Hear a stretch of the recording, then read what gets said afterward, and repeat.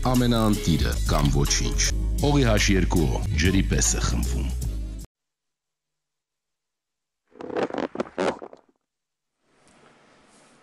Monsieur le Premier ministre, Mesdames et Messieurs les chefs d'État et de gouvernement, Madame la secrétaire générale, Mesdames et Messieurs les directeurs généraux, Mesdames et Messieurs les ambassadeurs et ambassadrices, Mesdames et Messieurs, chers amis.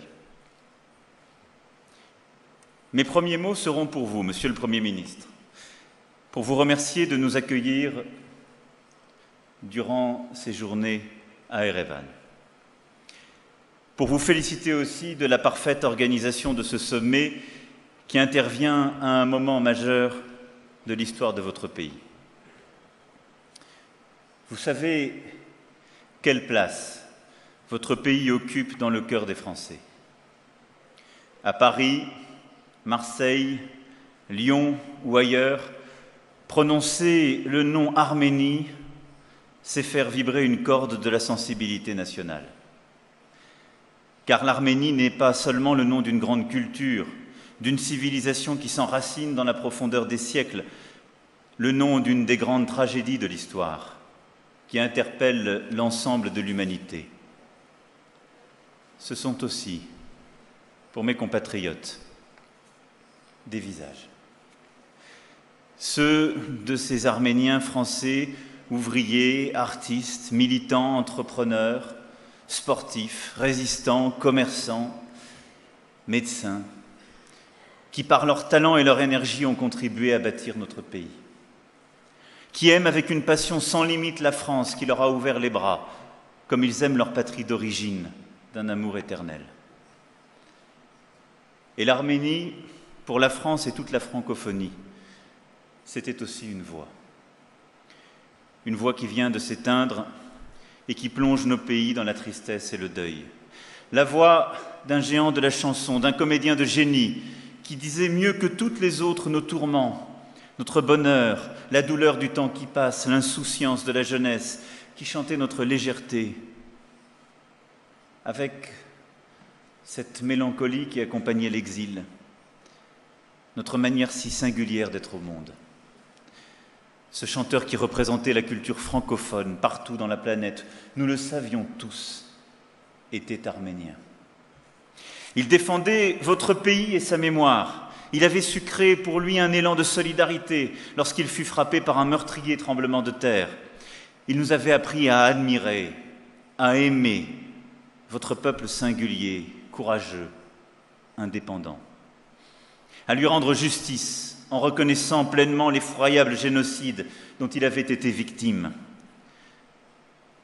Pendant longtemps encore, et c'est la marque du génie d'un homme, nos pays se regarderont à travers ce trésor commun à nos peuples qu'était Charles Aznavour. Monsieur le Premier ministre, Madame la secrétaire générale, aujourd'hui, c'est une famille qui se réunit à Erevan. Une famille aux dimensions de la planète, présente sur les 5 continents, en Europe, en Asie, en Afrique, en Amérique, en Océanie. Une famille d'une telle diversité qu'elle est un défi à l'imagination. Nous tous, nous toutes, qui lui appartenons, nous n'avons pas la même couleur de peau. Nos dieux n'ont pas toujours le même nom, et certains d'entre nous ne croient pas au ciel. Les climats sous lesquels nous vivons sont si dissemblables que les uns ne connaissent qu'un long été et les autres de rudes hivers enneigés. Nos chants ne se ressemblent pas, même s'ils s'accordent souvent à l'unisson. Nos récits ne puissent pas aux mêmes sources, et ils coulent souvent dans la même direction. Entre nous, il y a eu de nombreuses blessures qui commencent à peine à cicatriser grâce au travail de mémoire. Les langues que nous entendons depuis notre enfance et jusque dans les rues de nos métropoles sont innombrables, comme sont différentes les conditions d'existence de nos populations. Mais cette famille, si bigarrée, si chatoyante, si vibrante, diverse, coruscante, elle est unie. Unie avant toute chose par une langue. Cette langue que chacun d'entre nous, avec nos accents, nos tournures, nos particularités, nous faisons vivre de manière plurielle, mais dans laquelle nous nous comprenons intimement. Cette langue n'appartient à aucun d'entre nous, mais est la propriété de tous. Elle s'est émancipée de son lien avec la nation française pour accueillir tous les imaginaires, ceux de Senghor et de Ionesco, de Milan Kundera et d'Alain Mabanckou, de Charles Aznavour et de Youssou N'Dour, de Modiano comme d'Amin Mahalouf. Unis. Notre famille l'est, non pas seulement par cette langue, constamment transformée, mais par une certaine vision du monde. Cette vision que notre langue commune, à travers nos échanges incessants, a contribué à façonner. Cette vision que chaque jour elle réinvente, parce que notre communauté linguistique, comme d'autres communautés linguistiques, est un être vivant qui s'enrichit sans cesse de nouveaux sens, de nouvelles constructions, de nouvelles expériences. Unis. Notre famille l'est par ses idéaux, ses espoirs, ses aspirations les plus profondes, ses aspirations à la fraternité, la paix, la liberté, la dignité humaine, la justice, qui sont le socle même de notre communauté. Ce sommet, aujourd'hui, prend un tour tout particulier. Et vous l'avez évoqué, messieurs les présidents et premiers ministres, à l'instant. Celui que prend le cours du monde. Partout autour de nous, nous voyons les grandes transformations à l'œuvre. Et nous voyons notre ordre international bousculé par les mensonges et une espèce de falsification insidieuse de toute forme de vérité, bousculé par les discours de haine qui montent dans toutes les régions du monde, bousculé par la fracturation de l'ordre international dans lequel, ces dernières décennies, nous avons continué d'avancer et que nous prenions pour établi, bousculé par le recul, les mises en cause dans tous les continents, des libertés fondamentales que nous avons toujours défendues, des combats pour la dignité humaine, l'égalité femmes-hommes et les valeurs qui sont les nôtres, bousculés parce que ce multilatéralisme et le respect qui l'accompagne sont remis en cause dans à peu près tous les continents. Notre principal risque aujourd'hui, c'est d'accepter. D'accepter en contribuant ou d'accepter tacitement. Que ce ne sont que des péripéties. D'accepter, au fond, d'être des somnambules. Alors la francophonie, dans tout ça, que vient-elle faire? Non pas simplement dire des mots, même si les mots portent les combats les plus essentiels. Je crois que ce que nous devons en faire, car elle est constamment à réinventer, c'est ce lieu ouvert, infini, constamment à réinventer, ce lieu du ressaisissement contemporain. Dans toutes les langues, nous acceptons ou les pires atrocités ou les reculs les plus inacceptables. Dans toutes les langues aujourd'hui, nous acceptons la remise en cause de l'indépendance de la justice, les pires violations des droits des femmes, les pires reculs de l'ordre international qui a été peu à peu construit par nos prédécesseurs. La francophonie doit être ce lieu du ressaisissement collectif contemporain, ce lieu où dans une langue qui en a conjugué tant d'autres, qui est forte de tant d'autres langues, et qui, sur tous les continents, s'est installée ainsi, et la langue qui ne va pas répéter des mots devenus parfois creux, mais qui sera, comme elle l'a toujours été, la langue du refus de ce qui se passe, la langue d'une ambition commune, la langue d'une conquête ou d'une reconquête, parce que c'est cela, avant toute chose, la francophonie. Et c'est cela ce qui nous unit.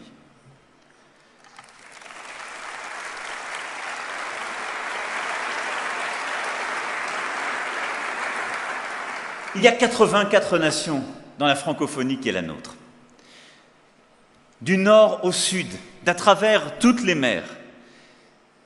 Et entre ces 84 nations, il n'y a pas une nation ou quelques-unes qui viendraient dicter des principes d'en haut. On l'a parfois fait, on l'a peut-être trop souvent fait. Il n'y aurait pas une nation qui dirait la vérité de nos principes, de la démocratie. Nous la portons. Et je me regarde au premier chef en m'exprimant devant vous toutes et tous.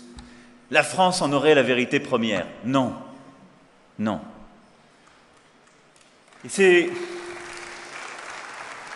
si vrai que celles et ceux qui ont voulu, penser, fait la francophonie sont ces premiers grands dirigeants africains qui ont voulu reconquérir, réinventer cet espace de langue et de valeur en disant « Mais c'est le nôtre et son avenir est là. Il n'est pas chez vous. Vous nous l'avez parfois imposé. C'est notre histoire commune. Ce sont nos parts de blessures. Mais nous allons en porter notre part. Nous allons porter cette exigence. C'est ça, la magnifique force et vitalité de la francophonie. C'est que c'est une conversion du regard et du langage. Ça n'est pas une leçon donnée par les uns à d'autres. C'est tout l'inverse. C'est la reconquête d'une langue, des valeurs premières, par quelques-uns qui se sont dit, mais ils vivent encore plus fortement chez nous. Alors je vous le dis avec la plus grande humilité, moi qui aujourd'hui suis dans un continent qui vit tant et tant de recul, qui vit la remontée des passions tristes, des haines. Personne n'a de leçon à donner à qui que ce soit. Mais nous avons tous et toutes une exigence contemporaine à porter, une ambition à porter, celle d'où nous venons, celle que nos pères fondateurs ont voulu pour nous, celle d'une langue qui n'a rien à abandonner, au contraire, et qui se réinvente à chaque instant, celle d'une jeunesse, car c'est la force de la francophonie, et celle d'une exigence démocratique, de valeurs, non pas parce que nous la traînerions avec habitude, avec des mots qu'on ne dit que dans les sommets et auxquels nos peuples ne croiraient plus, non, d'une exigence vitale, vibrante, parce que ces valeurs, elles ont été portées dans la rue d'abord, par des conquérants de tout pays, de tous nos pays, parce que toutes les révolutions, quel qu'ait été leur qualificatif, leur nom, d'indépendance ou de transformation démocratique, d'avènement des peuples qui se sont faits dans nos langues, sont des révolutions avant toute chose de liberté et d'exigence. Alors c'est à l'aune de cela qu'il nous faut regarder aujourd'hui notre francophonie. Notre sommet aujourd'hui ne peut pas être un sommet comme les autres quand nous voyons le cours du monde. Ça n'est pas possible. Et on ne peut pas donner le sentiment que nous égrènerions des mots convenus parce qu'on les a toujours dit. D'abord parce que, je le disais, c'est ce que nous devons à nos grands aînés. La francophonie aura bientôt 50 ans. Et je veux ici rendre hommage aux anciens secrétaires généraux de notre organisation, messieurs Boutros-Boutros-Ghali et Abdou Diouf. Et bien sûr avoir une pensée pour le président Senghor et toutes celles et ceux qui ont accompagné cette magnifique aventure. Leur action, leur vision, leur engagement encore aujourd'hui, pour celles et ceux qui sont toujours là, nous inspirent et nous accompagnent. Et à la veille de notre cinquantenaire, dès aujourd'hui, et ce, d'ici au sommet de Tunis, notre ambition, notre exigence devra être, à l'aune de cette histoire, de réinventer notre francophonie. Ma première conviction, ma conviction profonde, c'est que la francophonie doit reconquérir la jeunesse, doit redevenir un projet d'avenir plein et entier. Oui, notre organisation doit s'adresser d'abord à la jeunesse. On nous a parfois reproché d'être trop institutionnels. C'est souvent injuste, mais pas toujours infondé. Notre organisation doit renouer avec nos populations, s'adresser à elles, faire la preuve auprès d'elles de ce qu'elle apporte. La population de l'espace francophone est jeune. Ne l'oublions pas. Lui proposer un avenir par l'éducation, la formation professionnelle, l'emploi, l'engagement dans la cité, la culture, c'est notre défi principal.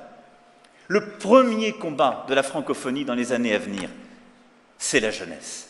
Et tout particulièrement la jeunesse en Afrique. Le continent africain est en train de se réinventer. D'aucuns voudraient l'installer dans les imaginaires d'hier, dans les querelles d'hier, dans les fractures d'hier. Mais ce continent est aujourd'hui l'un des plus jeunes au monde. Cette jeunesse est une chance extraordinaire. Et la francophonie a un combat à y livrer. Le combat pour déployer notre langue, nos langues. Mais c'est aussi le combat de nos valeurs partout en Afrique, celui que portent courageusement les chefs d'État et de gouvernement qui sont ici assis à nos côtés. Le combat contre l'obscurantisme, le combat contre les mariages forcés, le combat contre l'oppression faite aux femmes, le combat contre le recul de l'éducation, en particulier des jeunes filles, le combat pour nos valeurs et cette ambition. C'est la francophonie qui le mènera dans tous ces espaces et à vos côtés. Et je veux qu'ensemble nous puissions en faire un symbole d'avenir, de reconquête.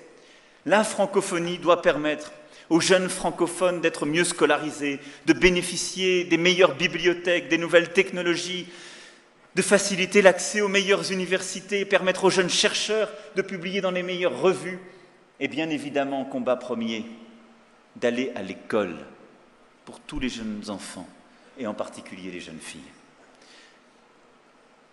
La France sera à vos côtés, dans cette famille de la francophonie, et vous le savez, j'ai profondément réengagé la politique de développement française en cette direction. Et c'est un combat pour nous tous que nous menons, contre l'obscurantisme et pour ce destin commun. La francophonie, ensuite, doit se redonner un mandat fort en faveur de notre langue et du plurilinguisme. La langue française et sa diffusion sont au centre de notre organisation. Et quand je dis la langue française, je parle de nos langues françaises. Son épicentre, je l'ai souvent dit, il n'est ni à droite ou à gauche, si je puis dire, de la Seine. Il est sans doute dans le bassin du fleuve Congo ou quelque part dans la région. Notre premier devoir est de changer d'échelle dans le soutien à l'apprentissage de la langue, à la transformation de la langue et à l'ambition que nous devons porter. La francophonie comptera plus de 700 millions de locuteurs au milieu de ce siècle. Et si nous savons ensemble nous y prendre bien davantage, et c'est à cette condition que la francophonie sera une force dans la mondialisation, et il faut utiliser tous les outils pour cela. Notre organisation doit aussi se préoccuper de la place du français hors du monde francophone. Elle doit faire campagne, à l'UNESCO notamment, en faveur de l'enseignement obligatoire de 2 langues étrangères. Cela profitera au français, qui est la 2e langue la plus enseignée après l'anglais dans le monde, et naturellement au plurilinguisme. Mais ce que nous devons bâtir ensemble à cet égard, c'est bien un agenda de conquête ou de reconquête pour la francophonie. Notre langue n'est pas installée pour toute éternité à travers nos continents. Et compte tenu de l'enjeu que je viens d'évoquer, de cet enjeu éducatif fondamental, il nous faut aujourd'hui œuvrer pour que nous puissions faire davantage encore pour la promotion du français. D'abord, en faire encore davantage la langue des échanges. L'OIF doit ainsi promouvoir le français avec encore plus d'efficacité dans les espaces de référence de la vie internationale où se forge le statut de langue mondiale. Dans les institutions de gouvernance politique, à l'ONU, au sein des organisations régionales comme l'Union européenne et l'Union africaine, on doit pouvoir échanger, négocier, proposer des initiatives dans notre langue. en faire une langue encore plus forte du commerce, des affaires, de la diplomatie. Ensuite, ce qui nous caractérise, c'est que nous sommes une langue. Nous sommes la langue de la création. Et là-dessus, laissez-moi vous dire que c'est un combat qui est sans doute l'un des plus importants du siècle qui s'ouvre.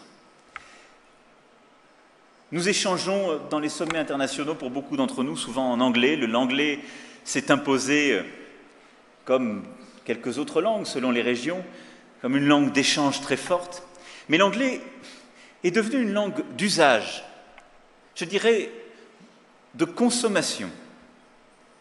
Notre langue, le français, l'est tout autant, et nous devons faire davantage, mais c'est une langue de création.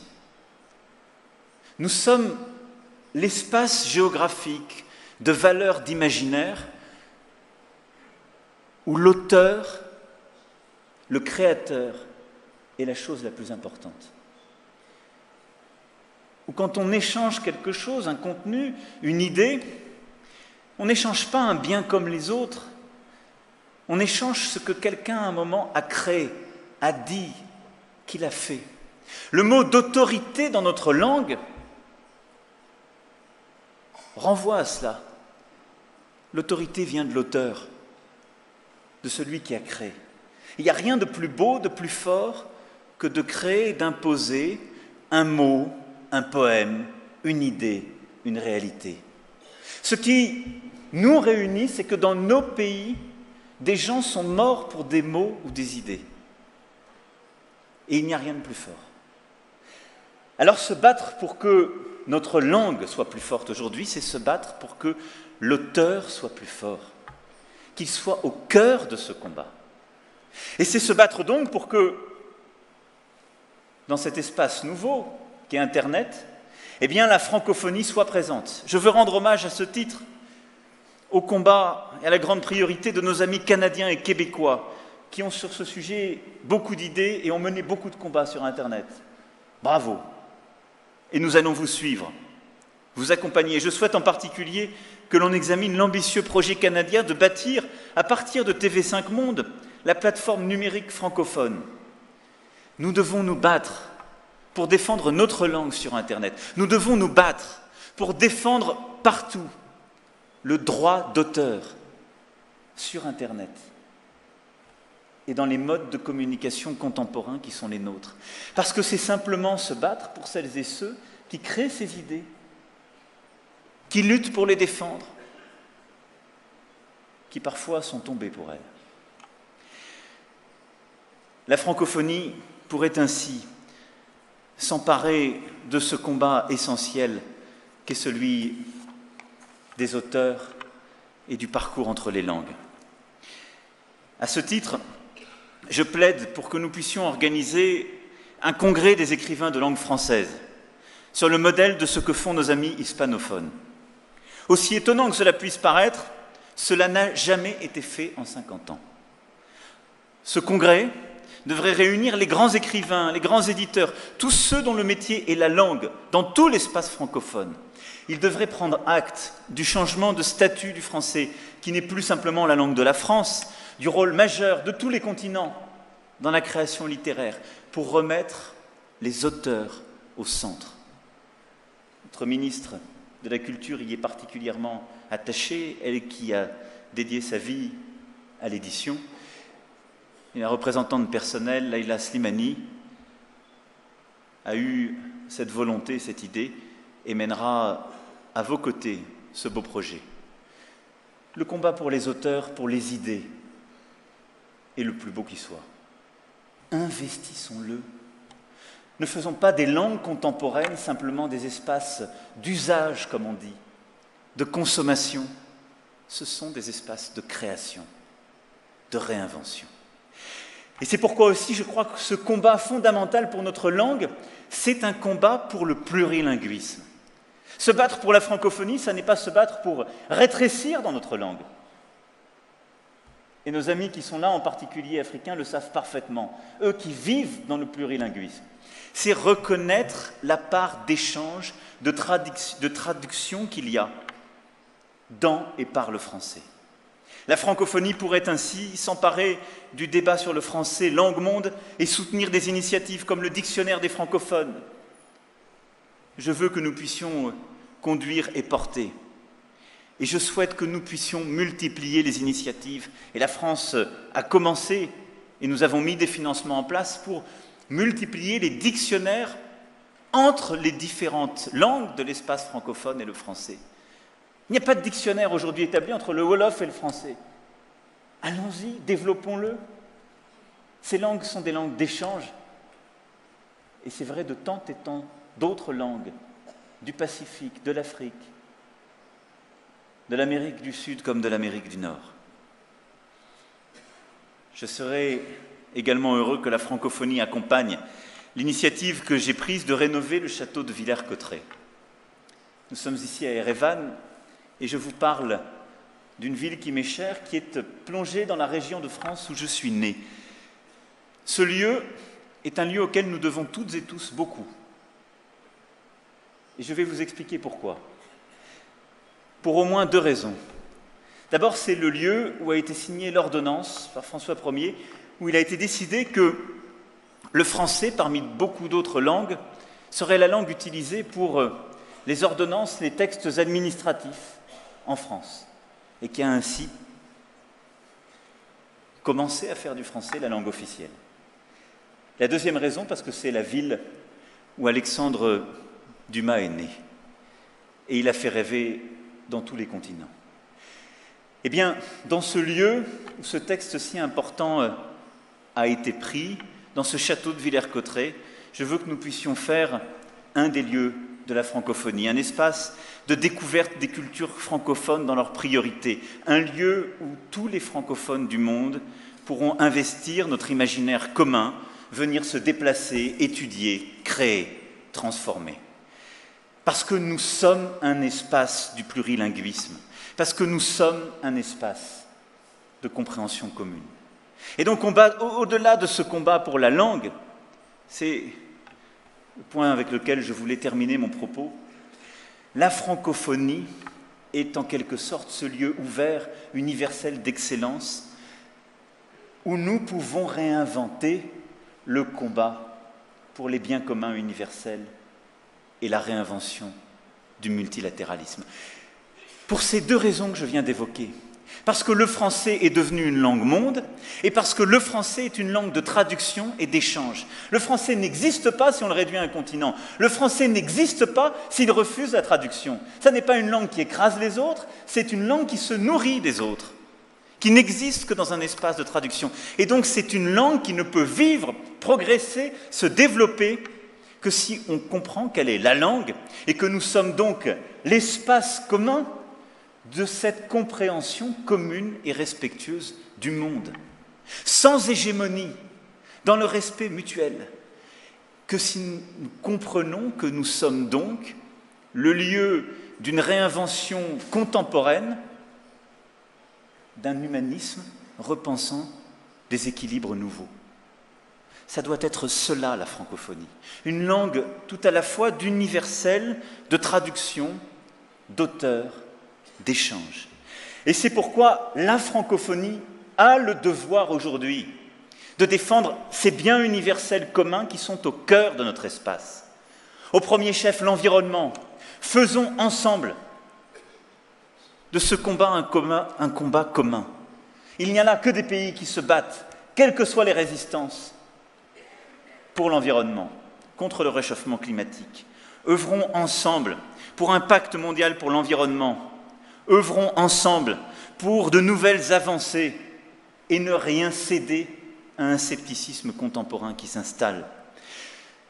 Un autre enjeu essentiel est celui des droits de l'homme parmi nos biens communs, en particulier la protection contre les crimes les plus graves.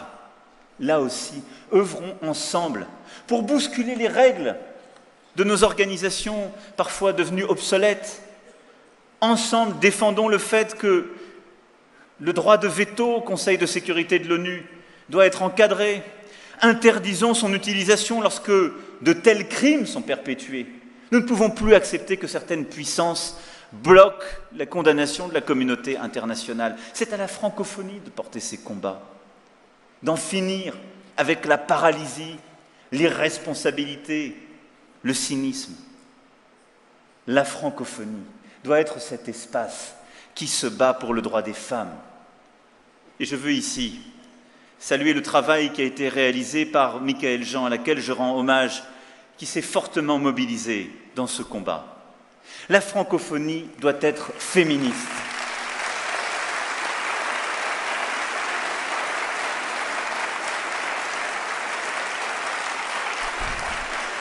Et vous avez eu raison, Madame la Secrétaire Générale, de ne rien céder à ce combat. La francophonie doit être féministe. L'avenir de l'Afrique sera féministe, tout comme en Europe et ailleurs. Et je veux ici souligner le courage du président Essebsi, qui, alors que nous vivons la montée des obscurantismes, la montée de celles et ceux qui voudraient enfermer tout un continent dans une lecture déformée d'une religion, s'est dressé et avec courage a pris encore ces dernières semaines des textes fondamentaux pour le droit des femmes, le droit à être libre, le droit dans le mariage, le droit dans l'héritage, alors que tous les autres avaient peur, alors que les obscurantistes disaient de ne pas faire. Le président Essebsi l'a fait et nous devons le soutenir dans ce combat. Et nous serons là, Président. Ne cédez rien dans ce combat. Vous venez d'un pays où l'indépendance a été faite par un grand président qui a éduqué les femmes et les hommes, qui a éduqué les petites filles et les garçons. Vous venez d'un pays qui a été un exemple dans la francophonie et dans la conquête de l'Afrique. Vous venez d'un pays qui nous rend fiers et nous a rendus fiers. Alors nous continuerons à être là. Et ce combat pour le droit des femmes, je demanderai au Conseil consultatif sur l'égalité des sexes, créé par nos amis canadiens dans le cadre du G7, de le poursuivre dans cette enceinte sous présidence française. Voilà quelques-uns des combats et des solidarités que nous devons avoir les uns pour les autres, ensemble. De ces combats contemporains où la francophonie a un sens, n'est pas un club convenu, un espace fatigué. Non, c'est un lieu de reconquête, de combat profond et d'une solidarité qui nous lie. Je crois à notre identité commune. Je le disais, elle est faite de blessures, parfois de divisions. Mais il y a plus grand qui nous lie. Cette ambition pour le monde et cette langue. Et c'est pourquoi je souscris également à la proposition de mieux partager les bonnes pratiques en matière de politique publique dans tous les domaines au sein de l'espace francophone. C'est vrai que notre communauté est riche d'une diversité sans pareille, mais nous devons mieux en tirer parti, nous inspirer les uns des autres. Le Rwanda, par exemple, est un modèle de parité politique. L'Arménie a une expérience très intéressante en matière d'éducation numérique qu'elle exporte en France. Nous avons chacun, les uns les autres, des expériences à partager pour progresser ensemble. Et c'est pourquoi, pour mener tous ces combats, je souhaite que nous nous donnions pour objectif de réviser la charte de la francophonie. Un travail collectif de réflexion et de proposition pourrait être lancé par la direction de l'OIF et par la présidence arménienne pour ainsi adapter notre pacte social aux nouveaux enjeux du XXIe siècle, en nous posant ou reposant des questions importantes. Quel est le bon périmètre de la francophonie ? Faut-il se contenter, pour entrer dans notre famille francophone, de prendre quelques engagements en matière de langue française ou de respect des droits de l'homme ?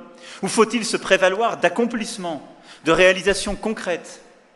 Ne devrions-nous pas être plus exigeants avec nous-mêmes et ne pas chercher à aller toujours plus loin, mais à consolider déjà 84 que nous sommes, ces ambitions et ces combats contemporains que j'ai évoqués? Ne devrions-nous pas Et également revenir sur la rigidité de nos stratégies, de nos programmations qui sont adoptées pour 4 ans, voire 8 ans. Et là aussi, nous pourrions probablement trouver, comme le propose le député Krabal, des moyens de donner une plus grande visibilité, une plus grande influence à nos parlements, à nos sociétés civiles. Ce ne sont là que quelques pistes. Mais je crois que collectivement, nous gagnerions à mener ce combat. Mes chers amis, il y a 15 jours, nous étions avec Charles Aznavour à Paris. Il allait partir pour un concert à Tokyo et il parlait de la joie, l'excitation, je dirais même qui était la sienne, d'être aujourd'hui à Erevan. Ce rendez-vous était important pour lui. D'abord, ce devait être un nouveau rendez-vous avec sa chère Arménie, avec ce peuple arménien dont il restera à jamais le messager, le défenseur, le héros. Et puis, ce devait être un rendez-vous avec notre langue française. Et Charles Aznavour a en quelque sorte une vie qui dit tout de cette aventure collective qui est la nôtre. Cet enfant d'immigrés était sans héritage, sans relation, avait fait peu d'études. Sa première langue était l'arménien, sa deuxième le géorgien. Et il n'y a pas un Français qui ne le cite pas comme l'un des plus grands poètes contemporains. C'est ça la francophonie, c'est ça le français. Ça ne se donne pas en héritage et pour toujours.